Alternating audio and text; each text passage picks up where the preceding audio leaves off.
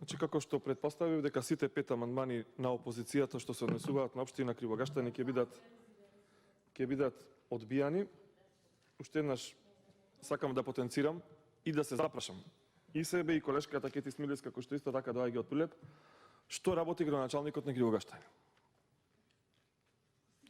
15 октомври, 24 месеци од неговото стапување на функција. По 1 милиметар да се приближувал кон фиоката во која што се проектите што биле изготвени од претходната локална самоуправа, денес ке стасаше до Скопје овие проекти да ги аплицира во Министерството или во агенцијата што ја напомна заменичката министерка. 730 дена оваа локална самоуправа не работи ништо. Во Врбијани не живеат само членови на Социјалдемократскиот сојуз.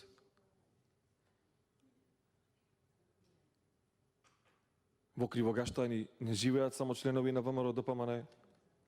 Ако планирале да казнат некој затоа што на претходните избори гласал за ВМРО, тогаш навистина ја сгрешиле работата. Сами се казниле. Сами се казниле. Од општина која што со светлосна брзина се развиваше, денес Кривогаштани е општина која што навистина не мрднува. Не мрднува. Ти да имаш готови проекти за канализација и за водовод, а да не ти бидат аплицирани, тогаш која е функцијата на локалната самоуправа? Која е функцијата на локалната самоуправа? Ке ти кажа дека државата одделувала средства за локалните самоуправи. До сега државата одделила средства за локалните самоуправи само за изработка на двојазични табли. Че подобро че наредевме на секоја куќа по една двојазична табла.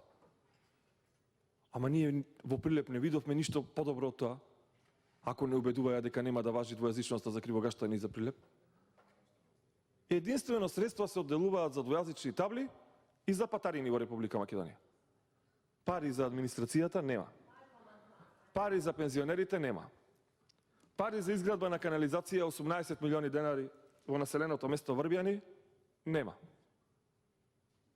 Уште еднаш ќе апелирам и се заблагодарувам на Кети што ќе го поддржи овој амандман, иако претходно е направена математиката да биде гласањето 6-5, да охрабри уште еден свој колега да гласа за овој амандман.